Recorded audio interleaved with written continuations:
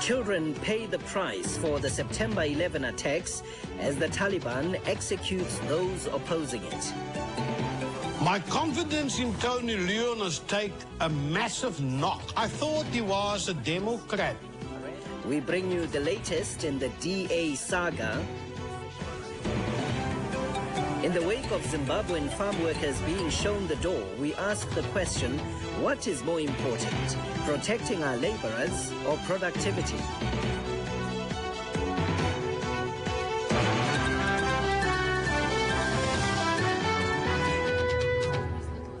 It is 8 o'clock. Good evening. Welcome to News Hour. I'm Vuyo Mbuli. Afghanistan's ruling Taliban called a special meeting today to discuss their country's defense strategy after the first U.S. commando raid on Afghanistan soil. The Taliban said they decided to distribute heavy weapons across the land. U.S. fighters struck targets just behind Taliban front lines north of the capital Kabul a short while ago. The third week of strikes began with fierce bombing raids to the north of Kabul. Officials said 18 people were killed, including 8 members of a single family and the entire family of a 3-year-old girl who lay in hospital with head injuries. The exact number of civilian casualties is not known, but the Taliban say up to 900 have been killed in the attack since October 7th. Hospitals in Kabul have reported a severe shortage of blood. The Taliban's decided to hand out more rocket launchers, heavy machine guns and anti-aircraft guns in towns, villages and districts to respond effectively to U.S. raids on the ground. But there was no sign that the opposition Northern Alliance had any plans to advance. And the opposition said a planned Taliban counter-offensive near the strategic northern city of Mazar-e-Sharif had not materialized, with neither side able to break the standoff. In a sign of their nervousness, officials said Taliban authorities had executed 5 men in Mazar-e-Sharif for allegedly spying for the United States. The raids sparked the latest phase of a campaign that the U.S. says will only end with the death or capture of bin Laden and his associates and the overthrow of the Taliban rulers who have been protecting him since 1996. The Afghan refugee problem at the Chaman border is getting critical. Pakistan has closed its main border crossing with Afghanistan this one day after letting in a record 5,000 refugees to escape U.S. airstrikes. Dozens of families were turned away today, sparking violent confrontations with border guards. Only emergency cases such as injured people are allowed to pass through. Aid agencies have appealed to Pakistan to lift the restrictions. Anti-United States protests in other parts of Pakistan have continued. Protest rallies have been resilient in expressing solidarity with the Taliban and Osama bin Laden since the airstrikes began 2 weeks ago. Pakistan police stood guard, but there were no violent incidents. U.S. President George W. Bush has won backing from Pacific Rim leaders for his war against terrorism. But a declaration at the end of the summit of the Asia-Pacific Economic Cooperation Forum stopped short of endorsing military action in Afghanistan. Britain is America's #1 ally in the military campaign against the Taliban and Osama bin Laden's Al-Qaeda movement. The British Prime Minister Tony Blair has been at the forefront of efforts to form a global coalition to combat future threats of terrorism. This marks a new phase in the traditional special relationship between Britain and the United States. Since the attacks in the US, Britain's Prime Minister Tony Blair has been on a quest to build international support to end the threat from chief suspect Osama bin Laden and his Al-Qaeda network. He's helped bridge the gap between Europe and the United States and called on Commonwealth countries to join the effort. Some political analysts say that's a role President Bush has found invaluable. The Americans have always had high regard for the fact that Britain is a player and a big player in Europe. And therefore, when President Bush wants to get some of the Europeans on side, he can turn to Tony Blair, who has to deal with these people, the other heads of government in Europe, on a daily basis almost. British support for President Bush has been more than just vocal. British troops worked alongside their American colleagues when the airstrikes on Afghanistan got underway.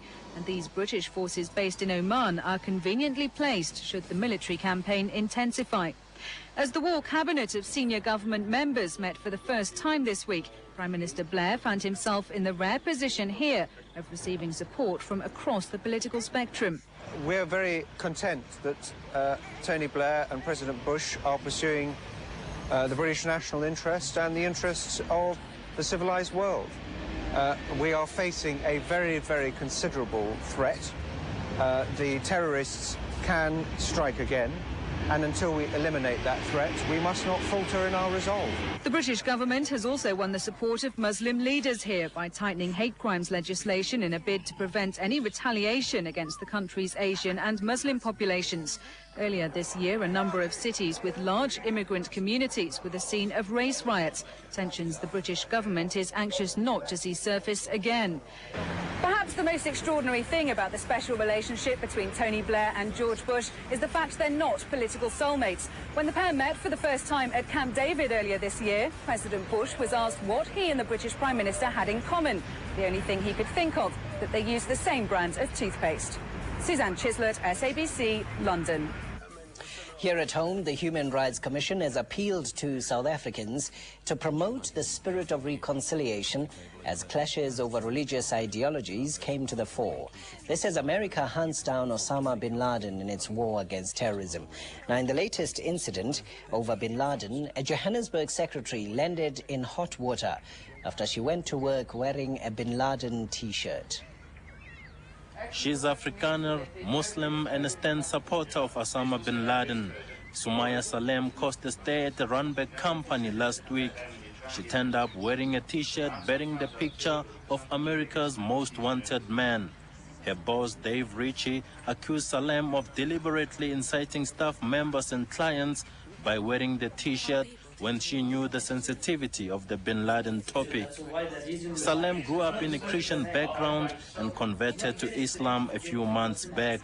She has since married her Egyptian partner, Mohammed. My director called me, and when I approached him, he asked me if I was wearing Osama bin Laden T-shirt. So at that stage, he still isn't, I haven't even seen the T-shirt. I answered him, yes, I am wearing a T-shirt. And he told me to F off out of his company. He had enough of me, he's sick of me, I must leave. The HRC says they can't allow international conflicts such as the bin Laden issue to take the country's human rights record backward. We need to ask ourselves, what are the common things that bind us together? And clearly, perhaps we see too much of this in our country as well. People sometimes forget that what binds us is the fact that we're human. That our religion, our nationality, our culture, important as they are, should really be secondary. Salem faced a disciplinary hearing last week. Tomorrow she will know her fate. She's already opened a case of intimidation against her boss and threatens to take the company director to court.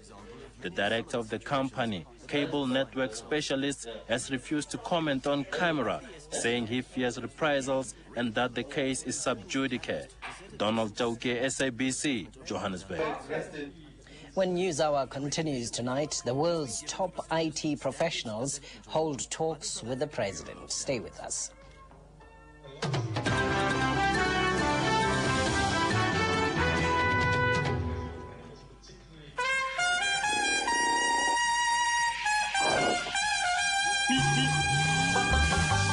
Finding a needle in a haystack is easy.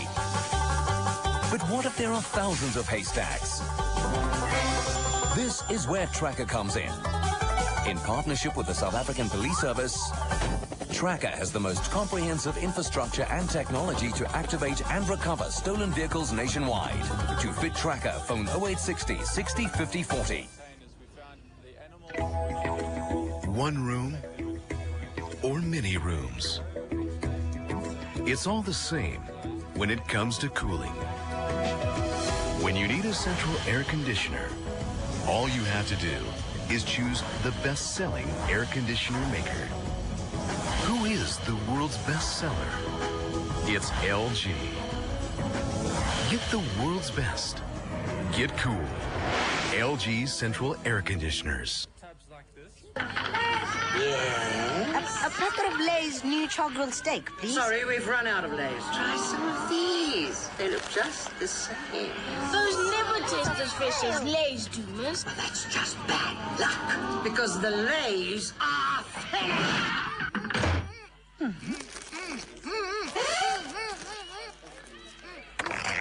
With Lay's new char-grilled steak flavor. Chip. There's no more Mr. Nice Guy. It's a Lotto rollover week. The jackpot has grown to an estimated 14 million rand. Buy your Lotto ticket today and 14 million could set your dreams free. You're going to see a very interesting interaction between two people. The entire dynamic of the relationship is going to change. Phone 082 17303 and you could be in the money.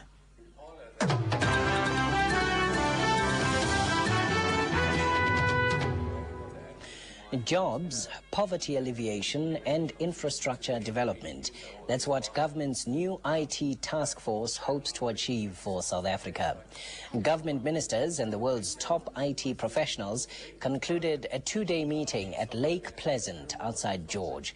By the time they meet again next year, they hope to have several projects already on the boil to help achieve these goals. At the end of the two-day meeting, it was jokes and laughs as President Thabo Mbeki's new Brains Trust filed down the path for group photos. But on the lake, the tight security mirrored the seriousness of the meetings taking place back at the hotel.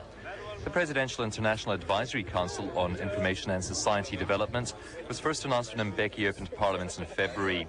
And within 8 months, the cream of the IT sector has arrived in South Africa to help map the way forward for the country in terms of IT development. Those present agreed that an investment in this sector would be felt in all parts of society. It's quite clear that indeed we can leapfrog in terms of development by a really serious, close attention to the uses of this technology. It's not a one-way investment. By helping to develop plans to advance technology in Africa, IT companies will be opening the doors for themselves to do more business. They also believe they have a duty to use technology to change economies and lives. We spoke a great deal over this weekend about the role of the private sector. And I think to summarize, we would say that the private sector must respond to the goals, the objectives, the programs, the mission as defined by the government and its people. The government will shortly have an opportunity to share what it's learned here this weekend with other African countries. The ball will be set rolling at a Ministerial Oversight Committee at next month's ITU Telecom Africa 2001 conference. As delegates here at the conference have said, this is a process of which this meeting is only an event. But the government has taken bold steps to make the technology transfer a reality, and that will benefit all South Africans eventually. Stephen Gunyon, SABC at Lake Pleasant in the Southern Cape. The war of words between embattled former Cape Town Unicity Mayor Peter Marais and the Democratic Alliance is continuing. Marais has lashed out, saying white opposition parties have no chance of surviving. On Friday, Marais was dismissed as Cape Town Unicity Mayor. He was also expelled from the Democratic Alliance. Tony rambled off a lot of reasons there, which he never gave us in writing. He acted as the accuser, he then started to prosecute me, and then he acted as the judge. He is divisive. He has not provided a good image of the party in Cape Town. In fact, he has started creating a situation in South Africa where Cape Town is becoming a byword and a place where you laugh about what goes on. He's become a buffoon and a clown. Gibson says the DA insists on good governance, which is why the party took the decision to fire Marais. But Marais believes this tension is also about a clash of languages, English versus Afrikaans. Also the whole issue of Afrikaans. I've said All the documents of the city is in English. They hardly speak Afrikaans in council meetings. That must change. And even that, members in the DP found unpalatable. He's just talking nonsense. But then, of course, he's an expert at nonsense. And now Murray has turned against his own party. You see, a white opposition party will not survive. Neither can a white opposition party ever hope to become a majority party and run this country. And even if you're an opposition who just want to fight back, unless you're an opposition who can win the confidence of the ruling party, you won't be of any use to your supporters. This man had become far too important, too self-important, and he'd become more important than the DA. But for now, Murray is calling for divine intervention. I'll have to go back and say, God, where do you want me to go next? Murray's loss of DA membership means he loses his seat on the Unicity Council. But Murray's lawyers are taking an application to the High Court on Tuesday to have the decision reviewed. Miranda Stradum, SABC, Johannesburg.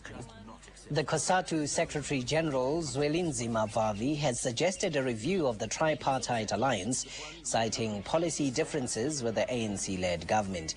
He was addressing a COSATU Wits Regional Congress in Johannesburg. Vavi said the alliance of the ANC, COSATU and the South African Communist Party had been developing strains since the government adopted its growth, employment and redistribution policy gear.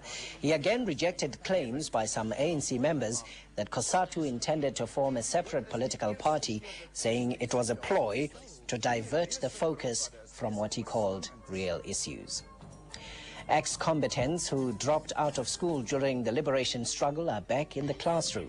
The University of the Western Cape, in partnership with Kumbula, a community-based organization, has come up with a bridging course to give former activists the opportunity of a tertiary education.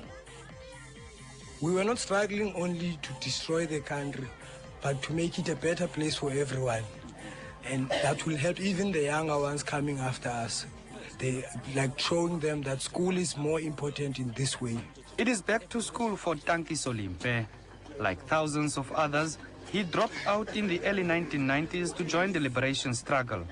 Tankiso and many other ex-combatants have now gone back to the UWC, commonly known as Bush College. The university was part of the grand plan of apartheid, but instead became the core of resistance against the system. Most of these former activists dropped out of school before Standard 8.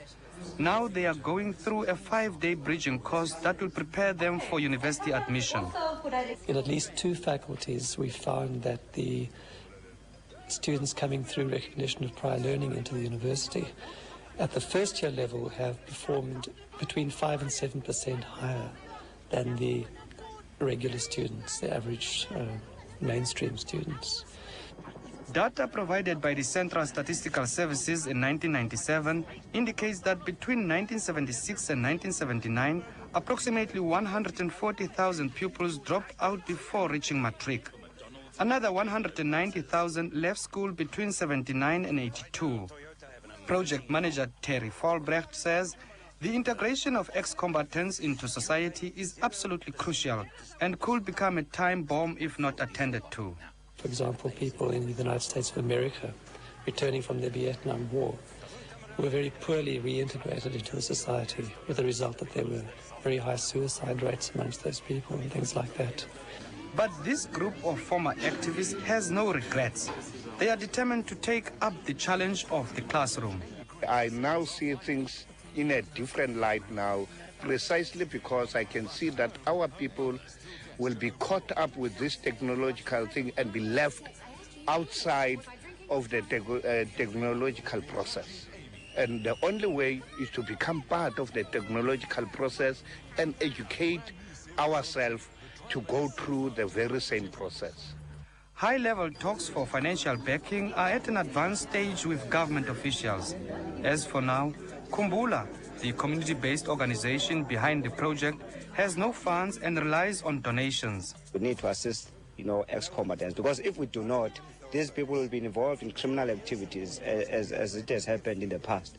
There is a slogan, "A luta continua," the struggle continues. And for these students, it has become the struggle for literacy. Mkokeli Tanda, SABC at the UWC. To the northern province now, where a number of Spoornet rail tankers, fully laden with diesel, have exploded at a small station of Lilliput on the way to Messina. Emergency services personnel say at least 3 tankers carrying pesticide also exploded. The exploded tankers collapsed into the Zand River in the town. The situation has now been brought under control. The annual competition for the cleanest town in South Africa is currently underway. The top prize is worth a whopping 1 million rand. Cash-strapped Eastern Cape towns are taking the competition very seriously. A recent workshop in Umtata drew attention to water pollution around catchment areas. In outlying areas, oil pollution remains a concern. A team from the Working for Water project is visiting schools in and around Umtata to teach pupils how to identify and remove alien vegetation. The restructuring process currently taking place in the Kruger National Park will not affect the park's voluntary rangers. Hundreds of these rangers render a free service in the country's national parks. About 500 active voluntary rangers converged at Bergendal Rest Camp in the Kruger National Park. Rangers from 23 regions in the country attended the annual National Honorary Rangers meeting. For more than 35 years, these unpaid volunteers have dedicated their time to the upkeep of the parks. The Kruger Park says that their restructuring process is necessary to improve the quality of service. When NewsHour continues tonight, government gets tough on insider trading.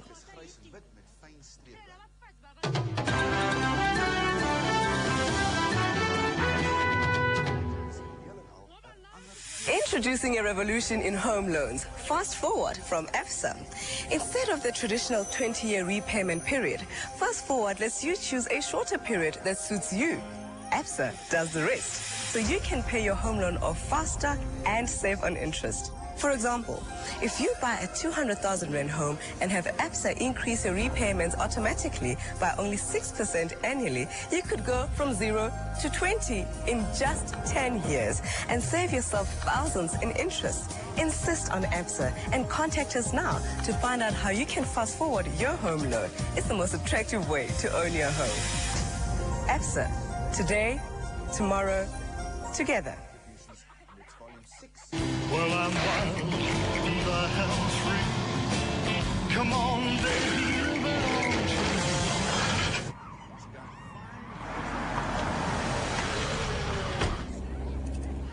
belong to me. Sweet kiss makes my engine start. The way you move, you own my heart.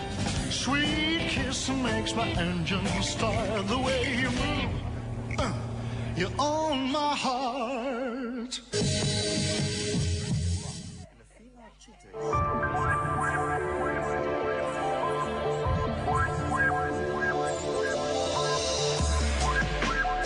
When every aspect of your business impacts on every other.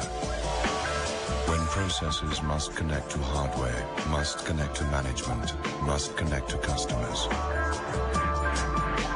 Isn't it nice to know there's a single, simple solution? Telkom Business. Now they're on our turn.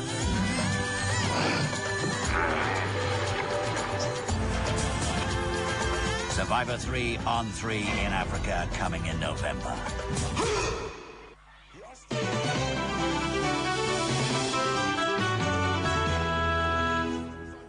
History was made in the Pretoria Regional Court this week when Carol Botha and Charles Wiggle became the first individuals to be charged with insider trading on the Johannesburg Securities Exchange. Until recently, people who were identified as insider traders only had to pay a fine relative to the value of the transactions. But now government has decided to crack down on the culprits. Information that could affect the company's share price is available to a select group of people inside the company before it becomes public knowledge. When a person that has access to this privileged information, or when someone with ties to this person uses this information to buy or sell shares to either make a profit or avoid a loss, it is defined as insider trading. The JSE has a team of investigators that monitors unusual share movements. If a price-sensitive announcement comes out through our news service or through the newspapers, we then, just as a matter of course, we go back a period before that to see if there are parties who were trading in that share ahead of the announcement who might have been in possession of knowledge which they weren't entitled to, or where they were entitled to the knowledge, they abused that knowledge. The investigation team passes this information on to the Financial Services Board, which has the authority to take the investigation further. Should proof of insider trading be established, they can take civil action against the persons concerned. If individuals suspected of insider trading are willing to deal with the issue before it's taken to civil court, the board will negotiate with them under certain conditions. We would settle with them normally on the basis of approximately the profit they made plus a penalty of 2 times that amount. Those funds are then applied firstly to recover the costs of our investigation, and then we actually pay back to certain parties who traded on the other side of the insider. In the case of Botha and Wiggle, the state alleges that in January 1997, Botha, acting on information supplied by Wiggle, purchased shares in automakers just days before Sandcorp bought out automakers' minority shares at a higher price. But if this is a historic step now, what prevented it from happening earlier? Until fairly recently, this type of offence did not enjoy a very high priority. The legislation was extremely difficult to enforce, and inadequate resources were available to police the legislation. Professor de Koker is confident that with the resources and new legislation that is now in place, the courts will be able to deal with cases of insider trading professionally and correctly. This also paves the way for other white-collar crime like money laundering and fraud to be addressed more efficiently. Harry Olivier, SABC, Johannesburg. There's concern that Zimbabwean President Robert Mugabe's statement that he's returning his country's economy to socialism could have a negative effect on investment in South Africa. Economists say foreign investors' inability to distinguish between this country and its neighbors could see the much-needed investment here taking a knock and levels of unemployment growing. ISAP is no more, and at least the socialism we had wanted can start operating. These are the words that finally put a nail on the coffin in Zimbabwe's relationship with the Western world. President Robert Mugabe's government has for more than 10 years been battling to implement the International Monetary Fund's Economic Structural Adjustment Program, or ISAP. This is a policy which ended socialism in Zimbabwe and started free market economy. Liberating the economy meant, among others, allowing businesses to determine their operations, profits and prices to stimulate growth. But this hasn't worked. Mugabe and the IMF have blamed each other for the crumbling economy. With unemployment at 60% and inflation soaring to more than 86%, some say this desperate situation called for desperate measures. Poor Zimbabweans who can't afford the highly priced food have welcomed the government's move to return to price controls. But talking on Newsmaker this morning, Edmond Tobawe, an economist from Zimbabwe, said the government was dealing with the symptom rather than the disease. If you have a patient and the patient has a headache, you don't cut off his head, so to speak.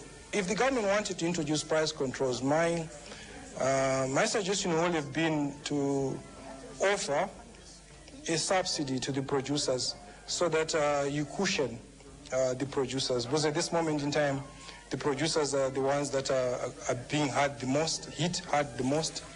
And in essence, they are going to be the laying off of workers. And closing a chapter between Zimbabwe and the IMF. Economists here say Mugabe's actions may well have a negative impact on South Africa, which is battling to attract foreign investors to improve its own struggling economy. Well, I've been to a conference lately and they thought Zimbabwe was one of our provinces. So it is quite serious in terms of foreign perception of what's happening in SADC countries. If what happens in Zimbabwe does prove to have an impact on South Africa's economy, the prospect of the economy here growing above 2% will remain just another dream. Sidi Bishop, SABC.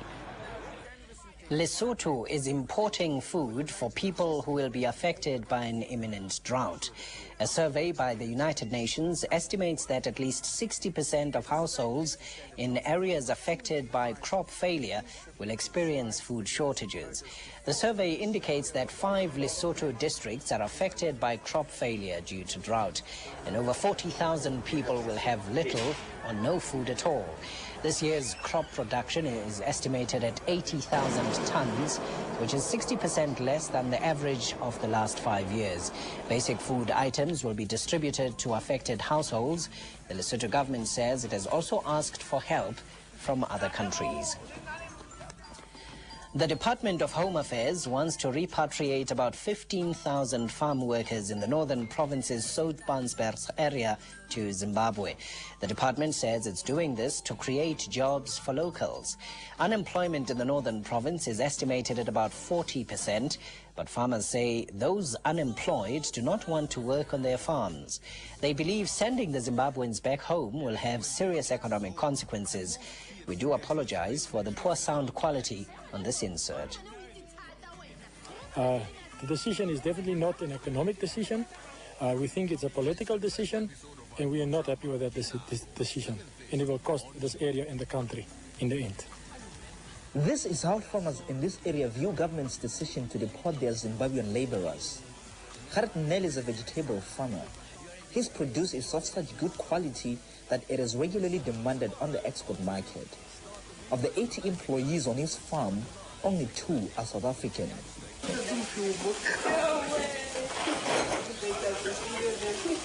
Everything on this farm happens under the watchful eye of foreman Justice Mdo. Mdo has been working on the farm for 13 years.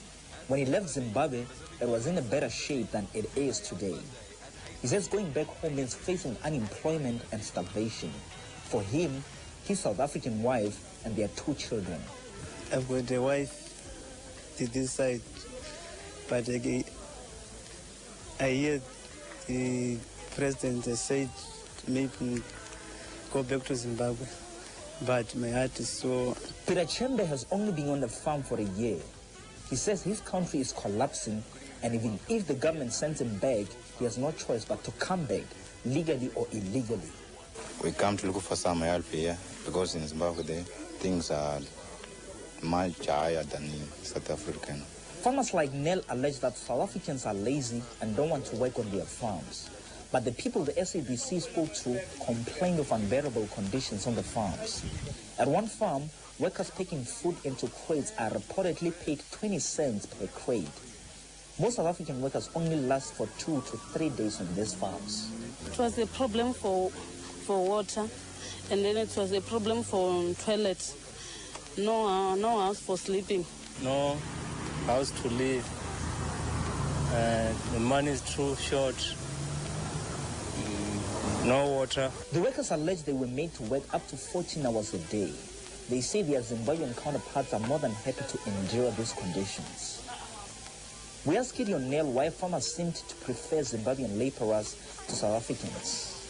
It's not a matter of us not wanting to use local labor. The fact of the matter is there's no labor available for us to use. Despite all this, government's position remains unchanged. The Zimbabweans must go back home and South Africans must fill the vacancies. Farmers who don't comply could see government confiscating their properties, arresting or fining them up to 2,000 rands per laborer. The Department of Home Affairs has now given itself and the farmers 90 more days to resolve the standoff. The farmers have also been urged to approach the Labour Department with submissions motivating why the Zimbabweans should be allowed to stay and continue working on the farms. Clayson Munyela, SABC, Petersburg. Now, to help us clarify some issues in regard to this cross-border farm labourers issue is the Home Affairs Director General Billy Masetla and Agri South Africa spokesperson Kobus Kleinans. To both of you gentlemen, good evening and welcome. Good evening. Mr. Masetla, why is Home Affairs focusing on seasonal farm workers from Zimbabwe and actually clamping down on them in this nature, in this way? Well, Home Affairs is not focusing on seasonal workers from Zimbabwe.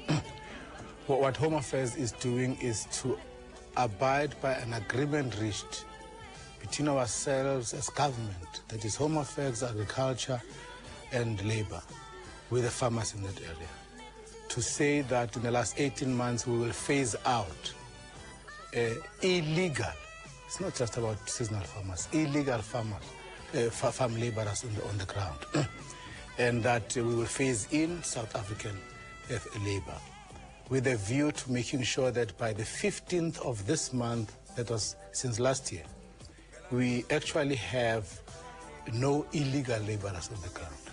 There are several categories of that. One of those categories would be that you actually have labourers on the farm who are there legally with documentation and all that. Now, part of that agreement was to say, which we signed last year, that come the 15th of October 2001, we as Home Affairs would then have to abide by part of the decision that says don't extend the actual permits of those that were there at that time. Illegally. Those were illegal. Let's find out from Mr. Kleinans. Mr. Kleinans, if that is the case, then what is Agri-South Africa's problem with this matter? I would have loved it if Mr. Masetla would explain what he means by illegal. We know that in terms of Section 41 of the Alliance Act, there are a sort of an exemption permit being handed out. But this is strictly not the correct way to apply the law. Handed out by Home Affairs. By Home Affairs, yes. And this has been the practice for a very long time. And if he means that they're not going to continue with these, then certainly we do have a problem. As far as really illegal people are concerned, we are as much as any other South African concerned about their presence. Is it your contention now that these 10 to 15,000 farm labourers that we're discussing, who are in the Soutpansberg area, actually are entitled or have in their possession that form that you talk about now? I believe so, but perhaps Mr. Masetla could clarify that. on that. Mr. Masetla, is it the case that they have those forms, and just quickly define illegal in this instance? What we have in the Northern Province, as we speak today, there's 10,162 farm laborers foreign. Of the 10,162, 3,452 have got permits. The rest don't have permits. They are there illegally. It's a practice that's been going on. There are runners for farmers who are actually trading with these people. They come in on short notice. Some of them, they actually come in exploited. When they don't want to pay, they throw them out. And it's not every one of them. What I'm talking about is an agreement that's being reached to regularize so that all of us could abide by the rule of law. There's no conflict with them, including those that took us to court on Monday. And the court said, go back to the negotiating table. And the process is underway to really normalize that thing. We need to answer the question as to whether, do we want to get people to operate above the law or within the law? And that is basically the fundamental issue. From our side as Home Affairs, the job of Home Affairs is to make sure that you don't have those particular illegalities on the ground. Mr. Kleinans, the question of exploitation is one foremost on many people's minds. The perception is that farmers in some instances, and not all farmers, but farmers in some instances will employ laborers from outside of South Africa because they are easy to exploit. You know, farmers are businessmen. They have a business to run, they have certain contracts to meet. And what they want is a stable working force. Even if it means doing this outside of the parameters of the law? Wherever they can get the workers to work for them, we do not encourage them outside the perimeters of the law. We want them to be legalized. And in actual fact, I want to take you back about 3 years ago, when we submitted a memorandum to the Ministers of Home Affairs, of Labour and of Agriculture, really begging them to make some sort of a provision, a legal provision for the farmers to employ these people. And even in the white paper on immigration. But is that acceptable in the Northern Province in particular, where unemployment is at around 40%? You must study the map of that area, then you'll find that where the shortages are, there are really not locals nearby at hand. Farmers have to move very far east to Vendoland to find these workers. And these workers would prefer to go back every night, but at least once a week. And if you employ 500 workers and you must take them back 100 kilometers away, that is quite a logistical problem for the farmers. So they would prefer to have people that's willing to stay for as long as, for instance, the harvesting season requires them to stay there. And they find this sort of willingness from the Zimbabwe workers. Mr. Masetla, what is the SADC protocol agreement regarding cross-border migrant workers? It's got to be regularized. There's regulations that govern how you do that in between governments, and this one is not part of that. You're talking of people who are operating outside that. You go anywhere in the region. I mean, I just wanted to go back to what Gobas has raised. You see, in '96, we started a process where we had agreed as a country that the people in the region who have been living in this area for a long time should be regularized and legalized. And several of them were from across Southern Africa. You're talking of people who have not really been here for a long time. There are categories which people are using very emotively, such as those that have been here 10 years, 15 years and married here and so forth and so on. And we're processing those things. There are several of them who have come up. And the question that arises is, why have those farmers not regularized their stay all this time? And we're only now doing that thing. And that's part of the process that we have gotten into with the farmers. And we are now convinced, because it's largely a labor issue.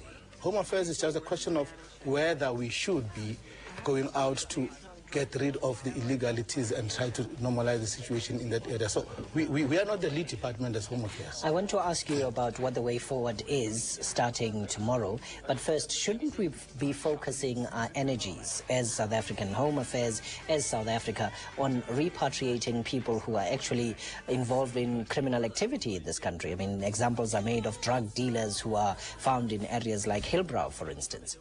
We are repatriating thousands of people a month. Literally thousands, from all over the world. I mean, I could quote close on to 30 countries all over the world beyond Africa. And let me just give you an example of the Zimbabwean repatriation in the last 3 months. In the month of July, we repatriated 3,796. 3,000 of them then come back? Probably, some of them do. In September, we repatriated 6,000. So you're talking of an ongoing process to clear up the process. It's not just concentrating on this particular lot.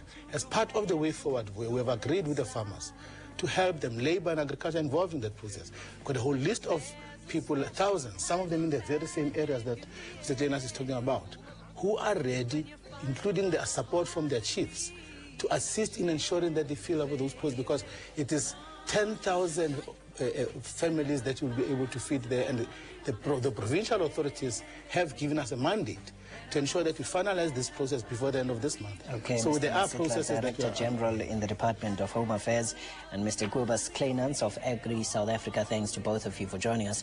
Unfortunately, we've run out of time. Thank you very much for coming in to discuss this issue.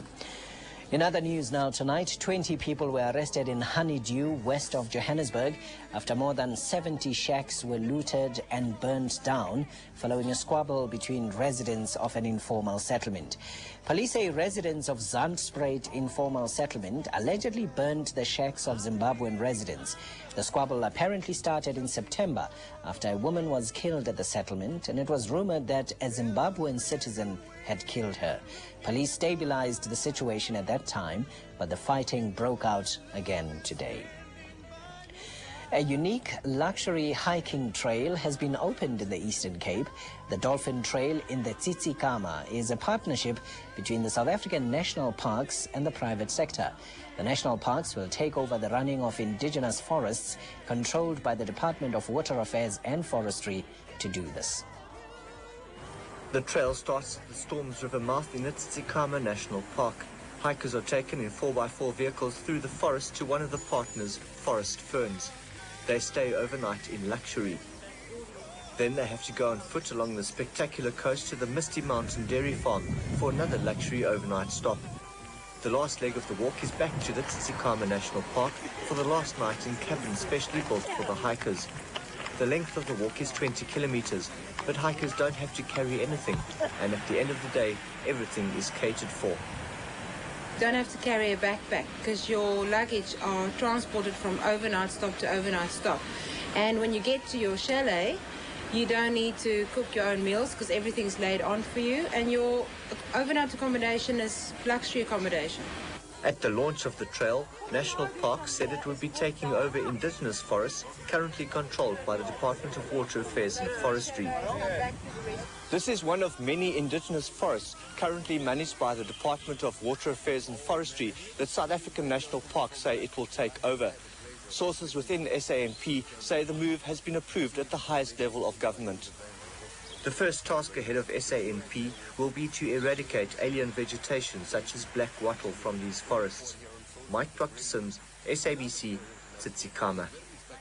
Now, when News Hour continues, we report on the result of that soccer match between Kaizer Chiefs and Manning Rangers in Durban today. Stay with us.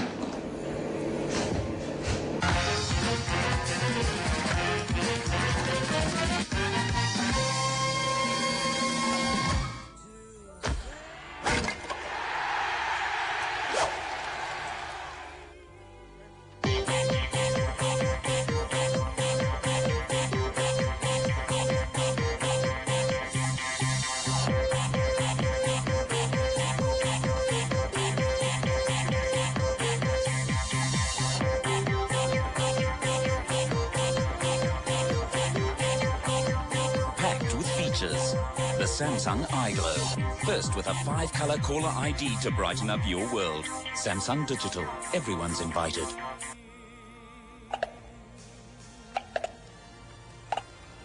Introducing KFC's Popcorn Chicken, our world-famous bite-sized snack.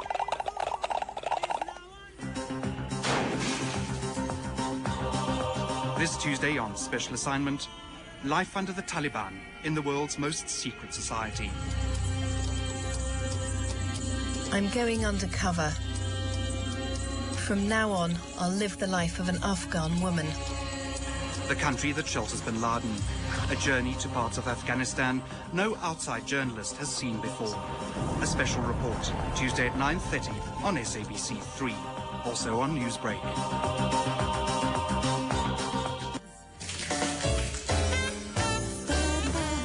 Sensual. Intriguing. Cool sounds. Hot talent coming together to spread the message. Transcending all musical barriers. Explore the spirit of jazz. Tonight at 9:30, only on 3. Jazz on.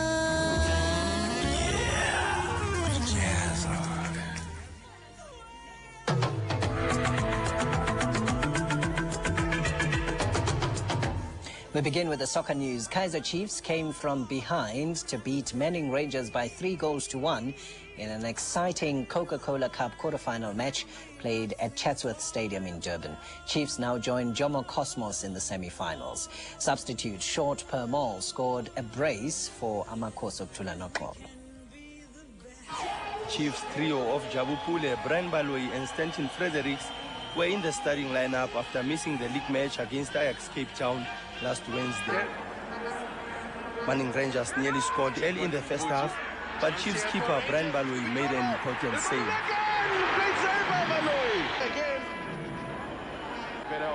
The mighty Molas again came close to scoring early in the second half, but Gilbert Mushangazike failed to connect with a cross from Japheth Zwane. This is a loose ball, danger here, and off the line, still trouble here for Mushangazike broke the deadlock midway through the second half with a spectacular goal. The joy was short-lived when Jabupule equalized for Chiefs with a well-taken shot 10 minutes later.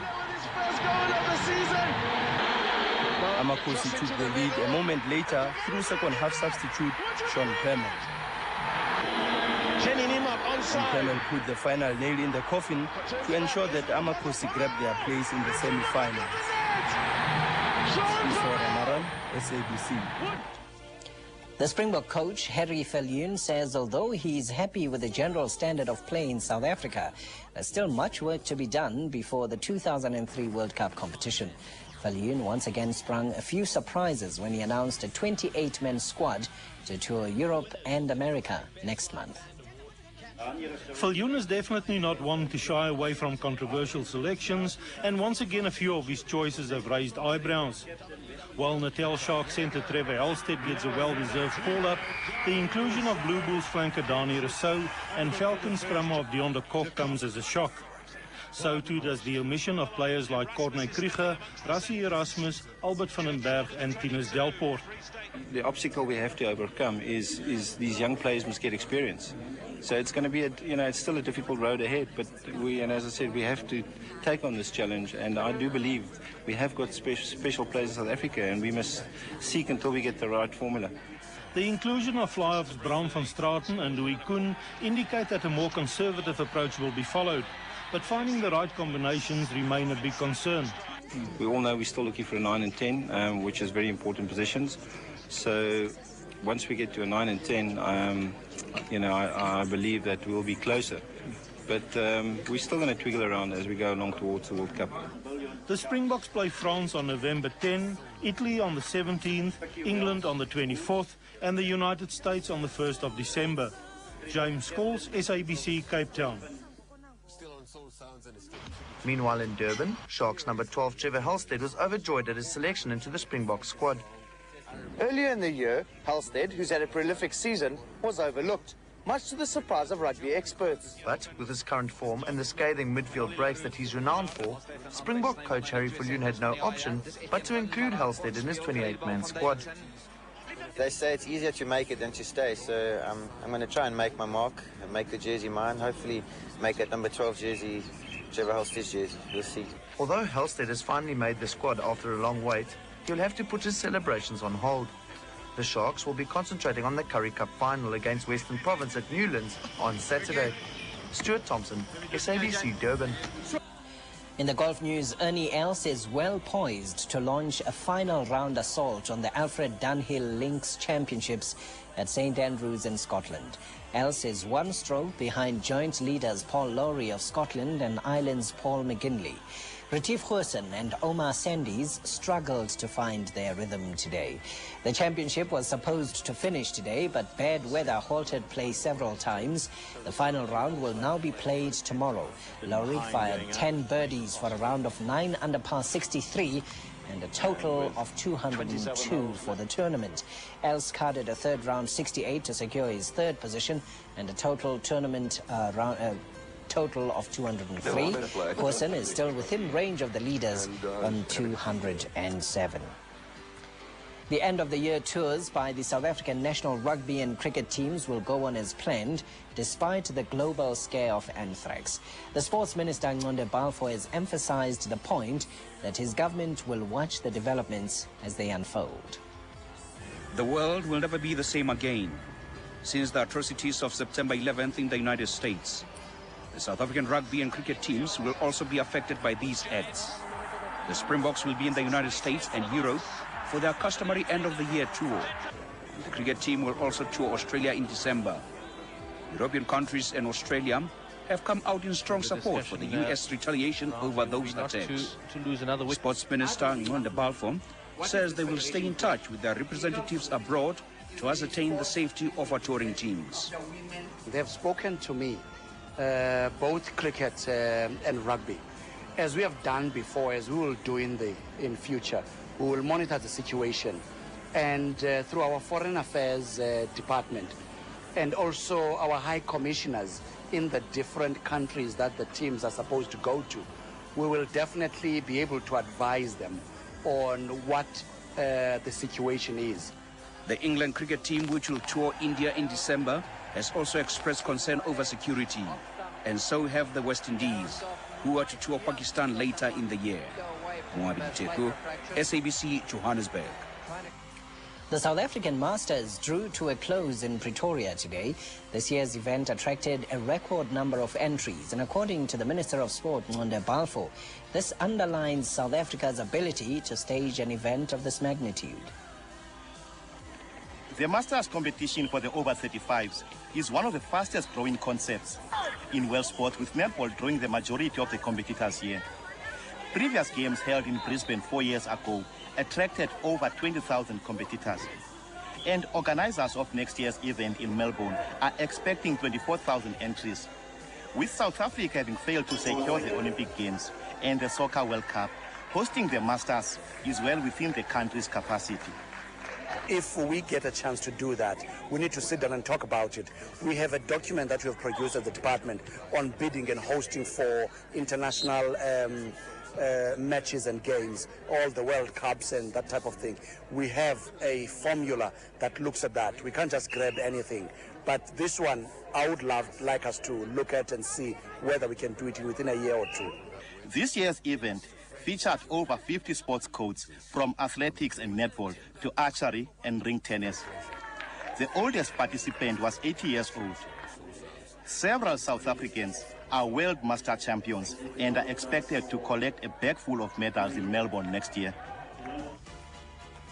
And finally, a rather unusual Durban grandmother received a rather unusual birthday gift to celebrate her 68th birthday. She's known as Mama Dolly to the many youngsters she's helped keep off the streets. 2 years ago, 69-year-old Dolly George founded Mother City, the only soccer club in her area. The Durban grandmother rents a back room and uses her pension money to support the team. Today's donations will go a long way in helping her dream come true. My aim was to collect all these boys that are having drugs and drinking, and, they must have something to do. With the 5,000 rand and array of soccer kits she's now received, Mama Dolly will indeed have a lot more to do. With the help that she got today, I think she's going to be very successful. All that's left now is for Mama Dolly to fulfill her other dream, the dream that more people, in particular young women, will become involved in producing future Bafana Bafana stars. And from the News Hour team, happy birthday, Mama Dolly. That's the program for tonight. Weather follows after this commercial break. Good night.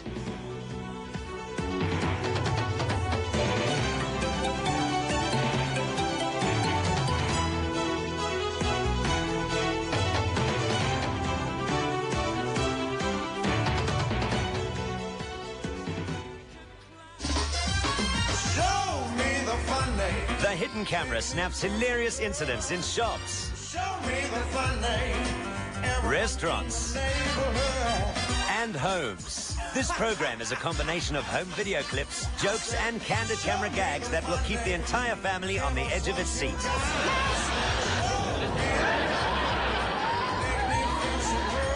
Show Me the Funny starts November the 10th at 7 on 3. The animal in you, with the best action from around the globe, for the greatest spills and thrills, and record-breaking news. This is satisfaction guaranteed. Gillette World Sports Special, Thursdays at 6, right here on 3.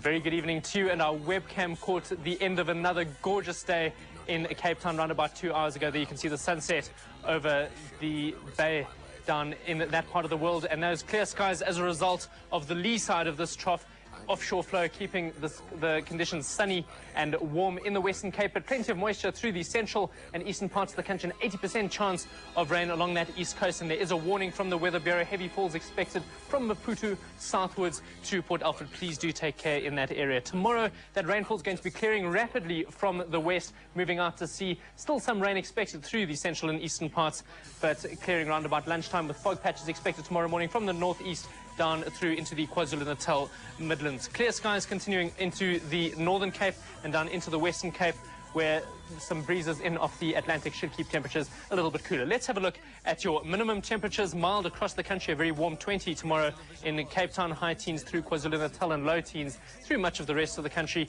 And then later on, the temperatures staying cool through the eastern half as a result of all that cloud to 17, the maximum in Ladysmith, high 20s through KwaZulu-Natal and through into Gauteng and the southern parts of the Free State as well as the Eastern Cape.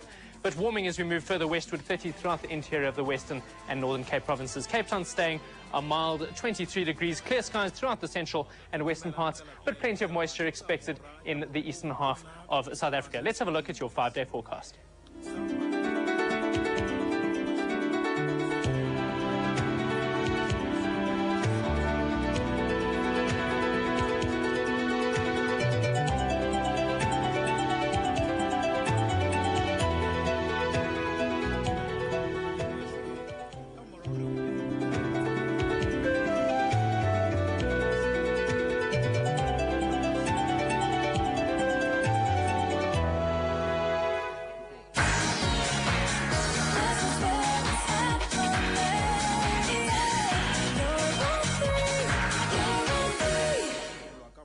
Tonight on 3.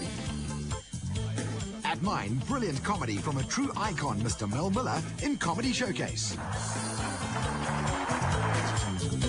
At 9:30, meet big voice Jack Lerole and a host of talented artists in the first of our new jazz series, Bejazzled. Finally, at 10:30, Leo is prepared to do anything to find his daughter's rapists in a rebroadcast of Oz. Tell me who went. Comedy Showcase, Bejazzled and Oz tonight.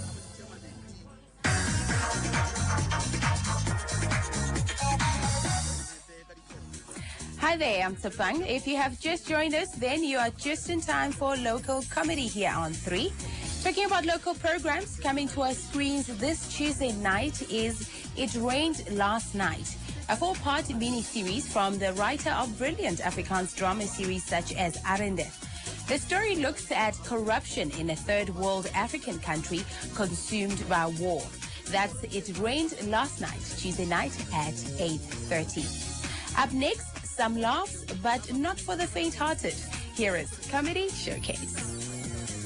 The Comedy Showcase is brought to you by Gill. It works beautifully. World class, and he's quick as a button. He's great. He is outrageously funny, wonderfully witty, and marvelous. The godfather of comedy in South Africa. I think he's a wonderful humorist, extremely funny, and really tremendous to listen to, and everybody's going to have a ball. He's the funniest. No, actually, I think he's as rough as a badger. I think he's part of the furniture, and he's outrageous. He's mad. He's a nutter. You get stayers and players, and I've got to say he's definitely one of the stayers. He is definitely the godfather of South African comedy and one of my all-time favorites. I've known him for many, many years. He's a great entertainer and a fantastic comedian. The godfather of SA comedy. On the edge and annoyed. The Terminator is in the house.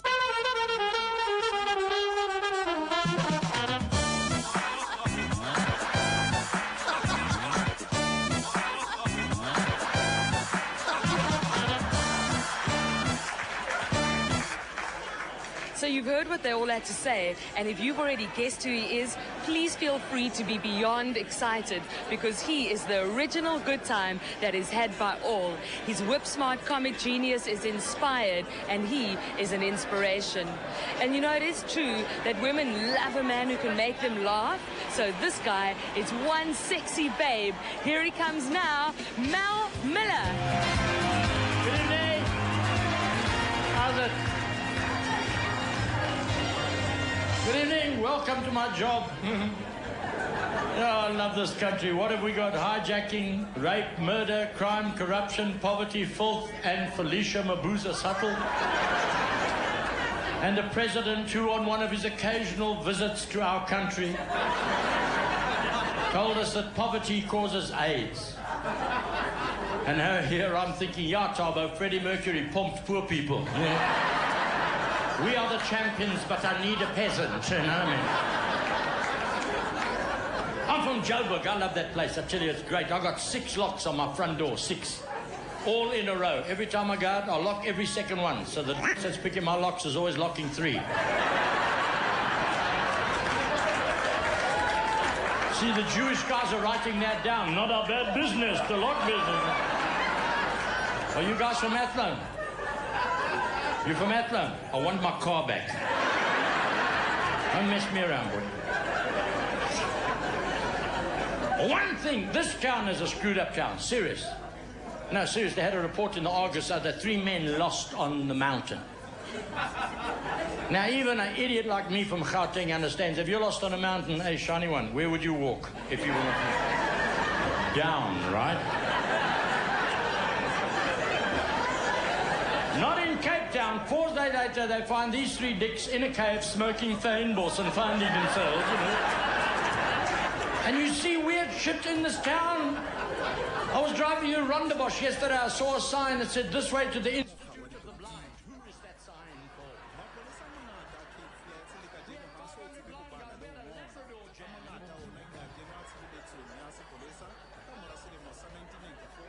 And the women in Cape Town, I mean, you haven't got tattoos, have you? You must never have tattoos. Women, I met a chick, she had a tattoo of a rose on her left boob when she was 16. Now 48, she got a bougainvillea there.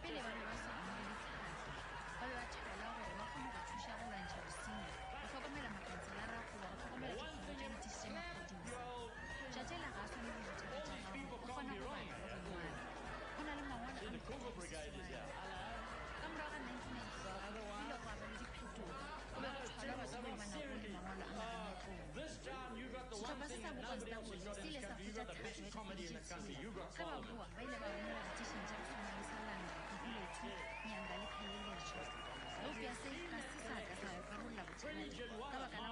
seen the size of that woman?